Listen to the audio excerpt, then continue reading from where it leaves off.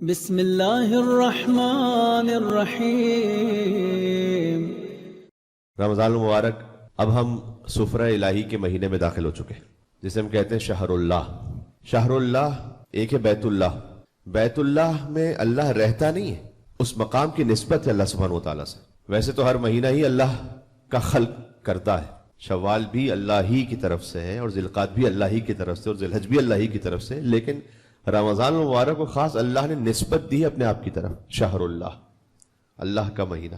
دیکھیں ابھی ہم رجب المرجب سے گزر کر اور شعبان المعظم سے ہوتے ہوئے اب رمضان المبارک میں داخل ہو رہے ہیں۔ آپ کے ذہن میں ہے کہ رجب المرجب ہے امیر المومنین کا مہینہ، ماہ ولایت ہے۔ شعبان المعظم کے لیے حضور مکرم نے فرمایا کہ شعبان و شہری یہ میرا مہینہ تھا، اور رمضان ہے اللہ کا مہینہ۔ یہ ترتیب بھی اللہ نے اتنی لطیف رکھی ہے کہ جیسے آپ رجب سے گزرے بغیر شعبان تک نہیں آ سکتے، اور شعبان المعظم سے گزرے بغیر رمضان المبارک تک نہیں آ سکتے، ویسے ہی امیر المومنین علی بن ابی طالب سے گزرے بغیر رسول اللہ تک نہیں آ سکتے، اور رسول اللہ سے گزرے بغیر خدا تک نہیں آ سکتے۔ مل کے صلوات بھیجے نام مولا کائنات رسول اللہ صلی اللہ علیہ وآلہ وسلم پہ، محمد وآل محمد پر۔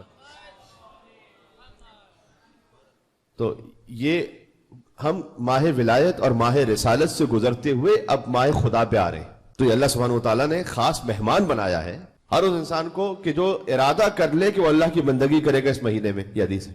اچھا، میں نے کہا بیت اللہ اور شہر اللہ۔ بیت اللہ ہے حرم مکانی پروردگار، حرم ہے نا وہ، اور شہر اللہ رمضان ہے حرم زمانی پروردگار۔ یعنی حرم ہوتا ہے وہ مقام کے جہاں پر احترام کی ایسی جگہ ہوتی ہے کہ حرام تو انسان چھوڑ ہی دیتا ہے، بہت کچھ وہ بھی چھوڑ دیتا ہے کہ جو حلال بھی ہے لیکن اس مقام کے شائع نشان نہ ہو۔ کہتا ہے بھائی حرم ہے، ہم انسان سے ہنسی مذاق نہیں کر سکتے یہاں پر۔ حرم ہے، مثلا سگریٹ نوشی کی عادت ہے کسی کو، حرم میں نہیں کر سکتا وہ۔ کہتا ہے بھائی حرم کا مقام احترام ہے۔ تو ایک ہے حرم مکانی، ایک ہے حرم زمانی۔ حرم مکانی ہے خانہ کعبہ، حرم زمانی ہے خدا ہے رمضان المبارک۔ تو جو ہے میں چاہتا ہوں کہ استقبال ماہ رمضان کے حوالے سے گفتگو ہو جائے، کچھ نصیحت بھی حاصل ہو جائے انشاءاللہ، اور اس میں مولا کا بھی ذکر ہو جائے گا ساتھ میں انشاءاللہ سے، اس لیے کہ ماہ رمضان المبارک ہے ماہ ولایت۔ میں ایک جملہ عرض کرنے لگا ہوں، اگر ہم تک رمضان المبارک کی کوئی بھی فضیلت نہ پہنچی ہوتی تو فقط ایک جملہ کافی حضور مکرم کا یہ بیان کرنے کے لیے کہ حضور نے فرمایا کہ یا علی، رمضان المبارک کو باقی مہینوں پر ویسی ہی فضیلت حاصل ہے جیسے آپ علی بن ابی طالب کو باقی انسانوں پر حاصل ہے۔ تو در حقیقت ماہ سفرہ الہی بھی ہے اور ہمیں حجت سے جوڑنے کا مہینہ ہے۔ ابھی عرض کرتا ہوں خوش شب قدر بھی اسی خاطر ہے، شب قدر بھی شب ولایت ہے۔ تو اگر ہم ترتیب سے چلیں تو رجب المرجب سے شعبان المعظم سے ہوتے ہوئے اب ہم رمضان المبارک میں داخل ہو رہے ہیں۔ رمضان المبارک کے حرم زمانی پروردگار۔ حرم مکانی کے لیے جو صاحب استطاعت ہے وہی جا سکتا ہے خانہ کعبہ، ہر ایک نہیں جا سکتا، ہر ایک نہیں جا سکتا، جو صاحب استطاعت ہے وہی پہنچے گا۔ اور جب حرم مکانی میں آپ پہنچیں تو اس کے لیے آپ کو سفر کرنا پڑتا ہے، یہاں سے تشریف لے جائیے۔ رمضان المبارک میں پہنچیں گے مسلمان کچھ عمرہ حاصل کرنے کے لیے، خانہ کعبہ کی زیارت کے لیے، تو فرض کیجئے کہ 10 لاکھ ہوں گے، 20 لاکھ ہوں گے، 30 لاکھ ہوں گے، حج پر 20 لاکھ ہوتے ہیں۔ حرم مکانی کے لیے آپ کو خود جانا پڑتا ہے ایک مقام سے دوسرے مقام تک۔ حرم زمانی پروردگار رمضان وہ ہے کہ آپ تک خود پہنچتا ہے آ کر، اور اس میں کوئی فرق بھی نہیں ہے کہ صاحب استطاعت ہے، امیر ہے، غریب ہے، صاحب ثروت ہے، بچہ ہے، بوڑھا ہے، کسی بھی کیفیت میں ہے، حرم زمانی آپ تک خود پہنچے گا۔ جس طرح سے حرم مکانی کا احترام ہے ایسے ہی حرم زمانی کا بھی احترام ہے۔ حرم زمانی کا کیا احترام ہے؟ حرم زمانی کا احترام یہ کہ اللہ نے خاص وقت میں جو حلال تھا ہمارے لیے وہ بھی حرام کر دیا ہے۔ کھانا پینا حلال ہے، اللہ نے کہا کہ فجر سے لے کر مغرب تک پرہیز کر لو۔ ہمسر کے ساتھ، زوجہ کے ساتھ تعلق شرعی طور پر اللہ سبحانہ وتعالیٰ نے خود اسے نکاح کی سنت کو رکھا ہے، لیکن ایک خاص وقت میں کہا کہ نہیں، جو حلال ہے وہ بھی حرام ہے۔ یہ جو حلال کو بھی کچھ وقت کے لیے حرام کر دیا، اسی لیے ماہ رمضان کو کہتے ہیں ماہ تقویت ارادہ۔ آپ کا ارادہ اتنا مضبوط ہو جاتا ہے کہ آپ اللہ کے حکم سے حلال کو بھی چھوڑ دیتے ہیں۔ سامنے پانی رکھا، آپ نہیں پیئیں گے، کہہ رہے حلال ہے لیکن اللہ کا حکم ہے کہ اس وقت نہیں پینا۔ بس اللہ نے تربیت رکھی ہے کہ جب تم ایک مہینے میں اللہ کے حکم سے حلال چھوڑ رہے ہو تو باقی مہینوں میں اللہ کے حکم سے حرام بھی چھوڑ دو، یہ تمہارے لیے اہتمام ہو جائے اور آسان ہو جائے۔ اور خود ماہ اخلاص بھی ہے۔ کتنے نام ہو گئے؟ شہر اللہ، شہر تقویت ارادہ، ماہ اخلاص۔ کیوں؟ باقی اعمال میں بس اوقات ہم نے دیکھا ہے کہ ریاکاری ہو جاتی ہے، کبھی کسی کے دل میں خیال آ جائے، لیکن روزہ وہ عبادت ہے جس میں ریاکاری کا اس لیے تصور نہیں ہے کہ روزے میں کچھ کرنا نہیں بلکہ کچھ نہیں کرنا ہے۔ نماز میں آپ نے کچھ کرنا ہے، یعنی اللہ اکبر کہنا ہے، اس کے بعد سورہ الحمد کو پڑھنا ہے، سورہ اخلاص کو پڑھنا ہے، رکوع میں جانا ہے، سجدے میں جانا ہے. ہر عبادت کچھ کرنے والی ہے. حج میں آپ نے طواف کرنا ہے، سعی کرنی ہے، زکوٰۃ میں کچھ دینا ہے، خوف میں کچھ دینا ہے. روزے میں کھانا نہیں کھانا ہے، پانی نہیں پینا ہے، اللہ اس کے رسول پر جھوٹ نہیں باندھنا ہے. تو اگر ایک روزے دار ہے تو ظاہر میں پتہ نہیں چل رہا ہوتا کہ کوئی عبادت کر رہا ہے اس وقت، کیونکہ ظاہر میں اس کی کیفیت وہی ہوتی ہے ایک عام انسان کی طرح سے. یہ خالص اس کا اور خدا کا معاملہ ہوتا ہے. اور پھر جب میں نے کسی کو نہیں دیکھا کہ وہ حالت روزہ میں ہے، اکیلے کسی کمرے میں ہو، کہے کہ جناب ابھی کوئی دیکھ نہیں رہا، پانی پی لیتا ہوں، ایسا دل میں خیال آتا ہی نہیں کہ ابھی تو کوئی نہیں دیکھ رہا، چلو پانی پی لیتے ہیں.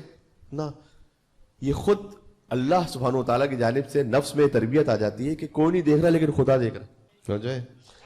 بس جیسے رمضان میں اس وقت کے لیے انسان اس بات پر یقین کر لیتا ہے کہ کوئی نہیں دیکھ رہا لیکن خدا دیکھ رہا ہے، اس لیے میں پانی نہیں پی سکتا. سارا سال اس بات کی تربیت ہو جائے کہ میں تنہائی میں ہوں، کوئی نہیں دیکھ رہا، رب العالمین مجھے دیکھ رہا ہے. یہ جو تربیت ہے نا کہ خدا دیکھ رہا ہے، یہ واقعا اگر کسی میں آ جائے تو وہ ولی اللہ بن جائے. ولی اللہ خالی لمبی لمبی تسبیح پڑھ لینے والے کو نہیں کہتے، 1000 مرتبہ ذکر گھما لینے والے کو نہیں کہتے.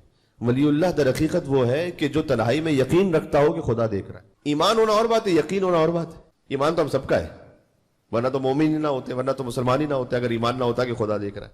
یقین کس کے پاس؟ پتہ ہے ایمان اور یقین میں کیا فرق ہے؟ میں آپ کو مثال دیتا ہوں. مثال دی جاتی ہے کہ جیسے 2 بڑی عمارتیں ہوں اور درمیان میں ایک رسی بندھی ہوئی ہے. کرتب دکھانے والا ہوتا ہے نا، رسی کے اوپر چل رہا ہے، تو اس نے اپنے بچے کو بٹھایا اپنے اوپر اور وہ ایک عمارت سے دوسری عمارت رسی پہ چلنے لگا اور پہنچ گیا دوسری طرف. تو ظاہر ہے کہ سب نے اس کو اپریشیٹ کیا. اس نے پوچھا مجمع سے جو ابھی تالیاں بجا رہا تھا کہ تم میں سے کسے یقین ہے کہ میں دوبارہ اس عمارت سے اس عمارت تک جا سکتا ہوں؟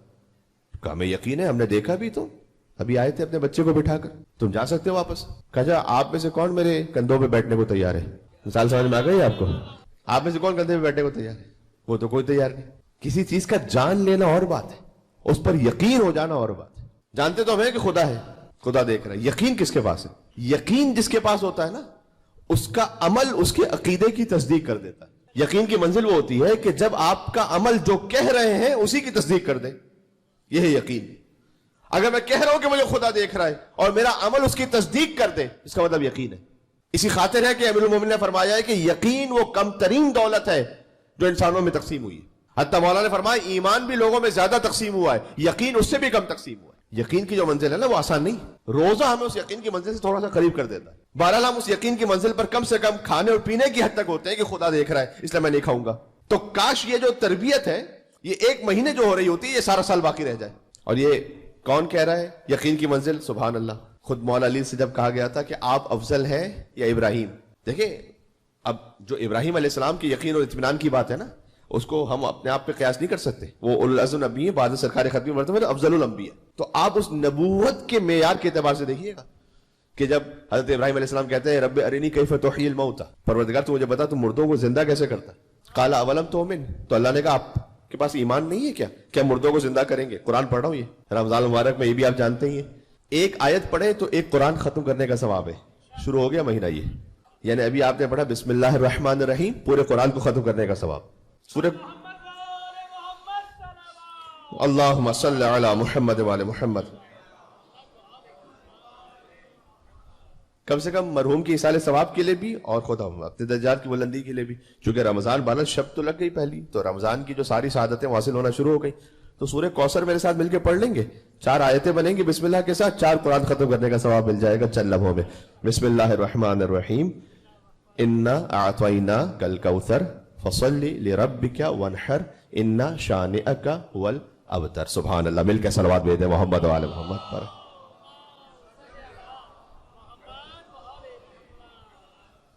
یعنی ایک خط قرآن ایک ختم قرآن کے برابر ہے. ایک خط پڑھیے ایک ختم کا ثواب. بسم اللہ الرحمن الرحیم ایک ختم کا ثواب. انا اعطیناک الکوثر ایک ختم کا ثواب. فصل لربک وانحر ایک اور ختم کا ثواب. اللہ لوٹانے کو تیار ہے ماہ رمضان میں، کوئی حاصل کرنا چاہے. یہاں پر توجہ ہے آپ کی. تو مولا علی سے وہ میں یقین کی بات کر رہا تھا. مولا علی سے کہا آپ افضل یا ابراہیم؟ فرمایا کہ ابراہیم علیہ السلام سے اللہ نے کہا اولم تؤمن، آپ کو ایمان نہیں ہے کیا مردوں کو زندہ کریں گے؟ کہ ایمان، قال بلا ایمان تو ہے، ولکن لیطمئن قلبی، چاہتا ہوں کہ ایمان کے ساتھ اطمینان بھی آ جائے. یقین میں نے عرض کیا کہ اسے اپنے آپ سے قیاس نہیں کیجیے گا، ہمارا تو اس میں کہیں لینا دینا ہی نہیں. وہ نبوت کے عہدے کی بات ہو رہی ہے، اس مقام کا اطمینان. تو اللہ نے کہا قال فخذ اربعۃ من الطير فصرهن اليك ثم اجعل على كل جبل منهن جزءا ثم ادعوهن ياتينك سعيا واعلم ان الله عزيز حكيم. سورہ بقرہ کی آیتیں کہ 4 پرندے لو انہیں ذبح کر دو, اس کے بعد ان کا گوشت رکھو پہاڑ پر, اس کے بعد ثم ادعوهن, اس کے بعد ان کو بلاؤ, ياتينك سعيا, وہ زندہ ہو کر آپ کے پاس خود آ جائیں گے. واعلم ان الله عزيز حكيم, یاد رکھیے گا وہ صاحب عزت بھی ہے, صاحب حکمت بھی ہے, وہ یہ کام کر سکتا ہے. تو مولا نے فرمایا تھا کہ ابراہیم علیہ السلام اللہ کے یقین کے لیے معجزے کے محتاج تھے سامنے, اور علی بن ابی طالب وہ ہیں کہ جن کا یقین اس منزل پر ہے کہ لو کشف الغطاء لمزددت یقینا, اگر زمین و آسمان کے حجاب علی کی نگاہوں سے ہٹ بھی جائیں علی کے یقین میں اضافہ ہونے والا نہیں ہے. تو رمضان مبارک ہمیں وہ تربیت فراہم کرتا ہے کہ ہم یقین کی منزل سے قریب ہو جائیں, کیونکہ ہم اس موقع پر خود بخود یہ احساس کر رہے ہوتے ہیں کہ خدا دیکھ رہا ہے, میں اپنا روزہ نہیں توڑ سکتا. آج کل چونکہ سوشل میڈیا کا زمانہ ہے, جوان دیکھتے بھی ہیں, تو اس لیے میں بات کہوں, سوشل ایکسپیریمنٹ بھی ہوا تھا کسی ویسٹرن کنٹری میں کہ رمضان مبارک میں ایک صاحب مسلمانوں کو دیکھ کر باہر ایک مقام پہ کھڑے ہو گئے مائک لے کر, انہوں نے کہا کہ میں آپ کو یہ نیا آئی فون لیٹسٹ ماڈل دے رہا ہوں, آپ اپنا روزہ کھولنے کے لیے ایک گلاس پانی پی لیں. نہیں پیا, کسی نے نہیں پیا. کہتے ہیں 100% ایکسپیرینس تھا کہ سب نے منع کر دیا, ہم نہیں پیئیں گے. یعنی اس سے نتیجہ نکلا کہ آپ اپنے روزے کو باقی رکھنے کے لیے دنیا کی دولت لٹانے کو تیار ہے, اور اس خاطر ہے کہ اتنی بڑی تربیت کا مہینہ ہے. دیکھیں اب یہ پتہ نہیں کہ بار بار کب آنے والا ہے. کتنے ایسے تھے جو سال گزشتہ چلے گئے, آخری رمضان تھا, اس بار نہیں ہے.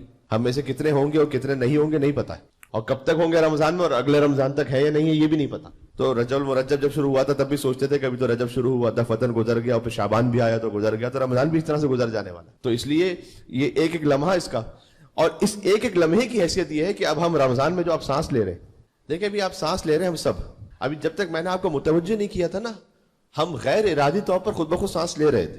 سانس لینے کے لیے ہم ارادہ نہیں کر رہے ہوتے, باقاعدہ نیت نہیں کر رہے ہوتے. اگر سانس لینے کے لیے ہمیں نیت کرنی پڑ جائے تو ہم سانس لینے کے علاوہ کوئی کام کر ہی نہ سکیں.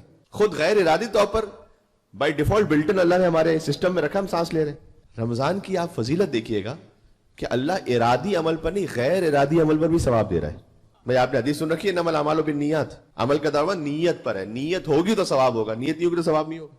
سانس لینے میں نیت کر رہے تھے, نہیں کر رہے تھے, خود بخود سانس لے رہے ہیں بس. لیکن رمضان میں چونکہ سانس لے رہے ہیں اور حرم زمانی پروردگار ہے, انفاسکم فیہ تسبیح, سانس لینا بھی تسبیح ہے. یعنی اب آپ سانس لے رہے ہیں اور سانس باہر آ رہی ہے, فرشتے لکھ رہے ہیں سبحان اللہ. آپ نے ایک اور سانس لی, فرشتے لکھ رہے ہیں الحمدللہ. آپ نے ایک اور سانس لی, فرشتے لکھ رہے ہیں لا الہ الا اللہ. آپ نے ایک اور سانس لی, فرشتے لکھ رہے ہیں اللہ اکبر. یعنی جو تسبیحات اربع ہیں, کہنے کا مقصد ہے کہ سانس لینا بھی تسبیح اور سو جانا عبادت. سونے میں کون سا ارادہ ہوتا ہے؟ سوتے ہوئے انسان حالت ارادہ میں ہوتا ہے نہیں. تو رمضان میں اللہ سبحانہ وتعالیٰ نے اتنا بلند کر دیا ایک نفس انسانی کو کہ غیر ارادی عمل پر بھی وہ ثواب دینے کو تیار ہے. اب آپ کی میں توجہ چاہتا ہوں, رمضان میں سونا عبادت ہے تو ویسے تو کسی کا سونا عبادت نہیں, لیکن تاریخ میں ایک انسان ایسا ہے کہ جو شب ہجرت ایسے سویا کہ ایک رات کا سونا مرضی پروردگار بن گیا اس کا. مل کے صلوات بھیجو نام مولا علی علیہ السلام پہ, محمد و آل محمد علیہ السلام پر. حضور مکرم رمضان کا چاند دیکھتے تھے, ایک دعا فرماتے تھے, آج کی شب کی دعا ہے, اللہم اہلہ علینا بالامن والایمان والسلامہ والاسلام والعافیت المجللہ والرزق الواسع ودفق الاسقام. 7 چیزیں طلب کرتے تھے, اے اللہ اس رمضان کے چاند کے ذریعے سے ہمیں عطا فرما دے امن, ایمان, سلامتی, تسلیم, مسلسل عافیت, وسیع رزق اور امراض سے شفا. یہ 7 امور حضور مکرم طلب فرماتے تھے. ترتیب سے دیکھ لیجئے گا, بس یہیں پہ بات آہستہ سے تمام ہو جائے گی کیونکہ آج کی رات کی دعا ہے. اے اللہ ہمیں عطا فرما امن. امن نہیں ہے تو کچھ بھی نہیں.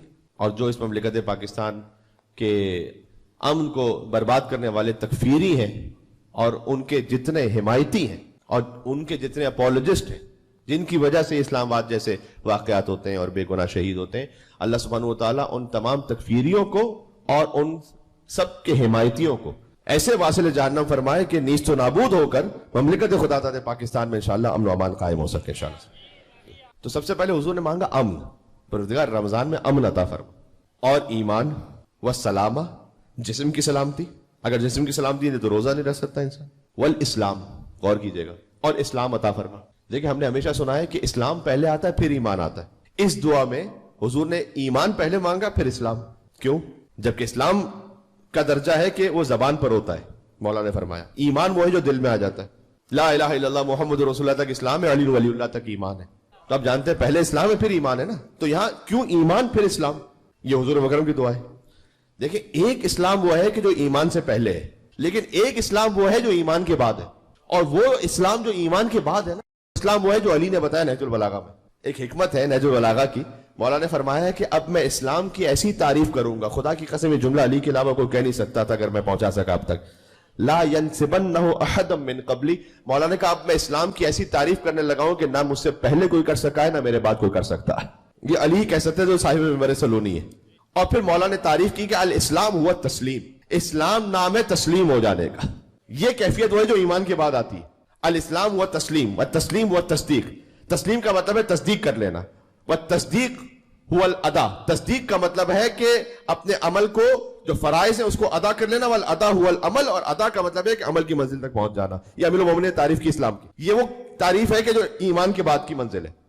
تو حضور نے فرمایا کہ اے اللہ تو ہمیں اس رمضان میں امن, ایمان, سلامتی, اسلام یعنی تسلیم, اور مسلسل عافیت عطا فرما. عافیت ایک اتنا خوبصورت لفظ ہے, اس پہ میں ایک جگہ گفتگو کر بھی چکا ہوں کہ جو صحیفہ سجادیہ میں دعا نمبر 23 ہے دعا عافیت, یعنی ہر قسم کی خیر, آپ کے ایمان کی خیر, اولاد کی خیر, نفس کی خیر, ذہنی طور پر, جسمانی طور پر, رزق میں. تو اے اللہ ہمیں امن, ایمان, سلامتی, تسلیم, عافیت, وسیع رزق اور امراض سے شفا عطا فرما. یہ حضور مکرم رمضان کے چاند کو دیکھ کر دعا طلب فرماتے تھے. اور اے اللہ تو ہمیں رمضان المبارک کے ساتھ جب شب قدر میں داخل ہو تو شب قدر کی ساری رحمتوں کو حاصل کرنے کی توفیق عطا فرما. شب قدر شب ولایت ہے. انا انزلناہ فی لیلۃ القدر, اسی رمضان کے لیے نا ہم نے رمضان میں قرآن کو شب قدر میں نازل کیا. دیکھیں رمضان کی ڈیفینیشن کیا اللہ نے قرآن میں کی ہے, شہر رمضان الذی انزل فیہ القرآن. رمضان وہ ہے کہ جس میں قرآن نازل ہوا. اللہ نے اس آیت میں یہ نہیں کہا کہ شہر رمضان الذی کتب علیہ الصیام فیہ الصیام, رمضان وہ ہے جس میں روزے فرض ہوئے. نہیں, رمضان وہ ہے جس میں قرآن نازل ہوا. رمضان کی ڈیفینیشن اللہ نے روزے سے نہیں کی, روزہ فرض ہے لیکن رمضان کی ڈیفینیشن اللہ نے قرآن سے کی. یعنی ضروری ہے کم سے کم ایک مومن کے لیے سزاوار ہے کہ وہ ایک دن میں 1 سے 12 تو پڑھے تاکہ پورا قرآن ختم ہو جائے. اور اس میں آپ یہ بھی اہتمام رکھیں اگر کر سکتے ہیں کہ ایک طرف تو یہ ترتیب تلاوت کے اعتبار سے قرآن پڑھیے, دوسرا یہ کہ ہر 5 دنوں میں کم سے کم ایوریج بنا لیجئے کہ میں نے 1 سپارہ اور 5 دنوں میں اس طرح سے پڑھنا ہے کہ جس کا میں سپارے کا ترجمہ میں پڑھوں گا.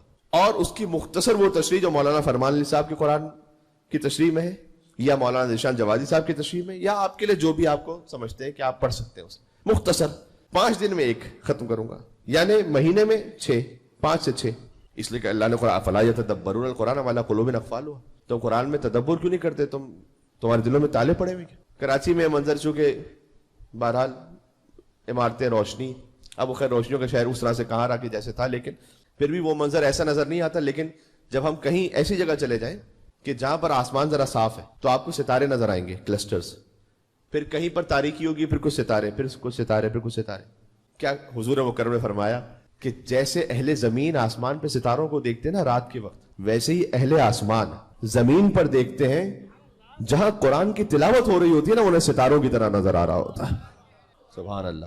وہ مقام انہیں باقی ہر جگہ پر اندھیرا ہے, لیکن وہ مقام کہتے پروردگار وہاں روشنی کیوں ہے زمین پہ. تو کہا جیسے اہل زمین آسمان پر ستاروں کو دیکھتے ہیں ایسے اہل آسمان زمین پر ستاروں کو دیکھتے ہیں جہاں پر جس گھر میں قرآن پڑھا جا رہا ہو. اور میں تشریح نرس کر دوں کہ قرآن قبول ہی اس کا ہوتا ہے جو قرآن ناطق علی ابن ابی طالب کی ولایت کے ساتھ پڑھ رہا.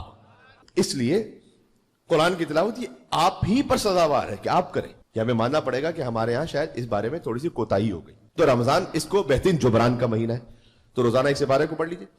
اچھا, اس میں جب قرآن چونکہ نازل ہوا, اور یہ بھی ہم قرآن کو کہتے ہیں نا قرآن نازل ہوا, ہر آسمانی کتاب نازل ہوئی ہے رمضان میں, خالی قرآن نہیں. کتاب الکافی کی حدیث ہے, آپ نے صحف ابراہیمی کا نام سنا ہے نا, سورہ اعلیٰ میں جو ہے سبح اسم ربک الاعلی الذی خلق فسوى والذی قدر فہدی والذی اخرج المرعى فجعله غثاء نحوا, یہاں سے سورہ شروع ہوتا ہے. آخری 2 آیتیں کیا, ان ھذا لفی الصحف الاولى صحف ابراہیم و موسیٰ. تو روایت میں ہے کہ حضرت ابراہیم کا صحیفہ شب یکم رمضان کو نازل ہوا, آج کی شب. حضرت موسیٰ علیہ السلام کی تورات وہ 8 رمضان پہ نازل ہوئی. حضرت عیسیٰ علیہ السلام پر انجیل 13 رمضان کو نازل ہوئی. حضرت داؤد علیہ السلام پر زبور 18 رمضان کو نازل ہوئی. اور حضور مکرم پر قرآن شب 23 رمضان نازل ہوا. ہر آسمانی کتاب اللہ سبحانہ وتعالیٰ نے رمضان میں نازل کی. سفرہ الہی کا مہینہ ہے, قرآن میں اللہ نے اپنی تجلی کر لی. کیا کہتے ہیں. اور شب قدر میں جب قرآن نازل ہوا تو کہا انا انزلناہ فی لیلۃ القدر وما ادراک ما لیلۃ القدر لیلۃ القدر خیر من الف شہر. قرآن صامت کو جوڑ لیجیے کہ قرآن ناطق سے میں گفتگو ختم کر رہا ہوں, مصائب پہ جا رہا ہوں. کیا کہنا, یعنی صادق آل محمد نے فرمایا ہے کہ سورۃ القدر کے ذریعے اور شب قدر کے ذریعے حضرت مہدی کے وجود پر دلیل قائم کرو. دیکھیں امام زمانہ علیہ السلام کا نام آیا ہے, یہاں سے وہاں تک بلندتر صلوات بھیجے نام مولا امام زمانہ علیہ السلام کا. حجت خدا کے وجود پر دلیل قائم کرو شب قدر کے ذریعے. یہ شب قدر جو آ رہی ہے یہ سورۃ القدر کیسے؟ بسم اللہ الرحمن الرحیم انا انزلناہ فی لیلۃ القدر, یقینا ہم نے قرآن کو شب قدر میں نازل کیا. وما ادراک ما لیلۃ القدر, تم کیا جانو شب قدر کیا ہے؟ لیلۃ القدر خیر من الف شہر, بس 1000 مہینوں سے بہتر ہے. تنزل الملائکۃ والروح فیہا باذن ربہم من کل امر, اس شب میں نازل ہوتے ہیں ملائکہ اور روح الامین اللہ کے اذن سے. سوال, ملائکہ اور روح الامین شب قدر میں خالی رسول اللہ کے زمانے میں نازل ہوتے تھے یا آج بھی شب قدر جب آئے گی تو نازل ہوں گے؟ اس مہینے میں بھی نازل ہوں گے نا جب شب قدر آئے گی. اس لیے کہ تنزلو ہے فعل مضارع پریزنٹ کنٹینیوس ٹینس ہے, نازل ہو رہے ہیں اور ہوتے رہیں گے جب بھی شب قدر آئے گی. ہر مسلمان کا عقیدہ یہ ہے کہ ہر شب قدر ہر سال ملائکہ نازل ہوتے ہیں. سوال ہے کہ ملائکہ کس پہ نازل ہوتے ہیں؟ بہت سادہ سا سوال ہے. یعنی حضور مکرم کے زمانے میں تو رسول اللہ پہ نازل ہوتے تھے, تو آج کا کسی گناہگار فاسق فاجر پہ نازل ہو رہے ہیں؟ امام صادق نے فرمایا ہے کہ شب قدر کے ذریعے سے حجت خدا کے وجود پر دلیل قائم کرو. بات پہنچ رہی, میں کیا عرض کر رہا ہوں؟ اگر زمانہ رسالت میں حضور مکرم پہ نازل ہو رہے تھے ملائکہ, تو آج کیا کسی غیر معصوم پر, کسی فاسق فاجر گناہگار پر نازل ہو رہے ہیں؟ اچھا کسی بھی مسلمان سے پوچھ لیجئے, بھئی آپ کے پاس کوئی فرشتہ آیا؟ شب قدر میں اللہ کہہ رہا ہے کہ ملائکہ نازل ہوتے, تو آپ کے پاس کوئی فرشتہ آیا؟ دیکھیں کسی عام انسان کے پاس کوئی فرشتہ نہیں آتا, وہ خالی ایک فرشتہ ایسا آتا ہے کہ جب وہ آتا ہے تو پھر انسان بولنے کے لائق رہتا نہیں ہے, وہ کام ہی تمام ہو جاتا ہے. اس کا مطلب ہے کہ ہر زمانے میں کوئی محمد جیسا ہونا چاہیے کہ جب شب قدر آئے تو فرشتے اس پر نازل. مل کے صلوات بھیجو نام مہدی امام زمانہ جل. ایک اور صلوات بھیجتے محمد.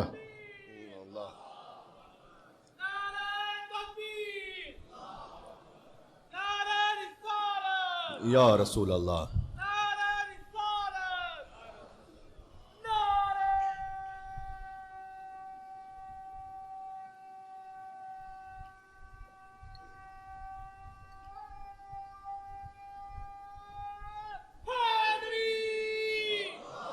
یا علی.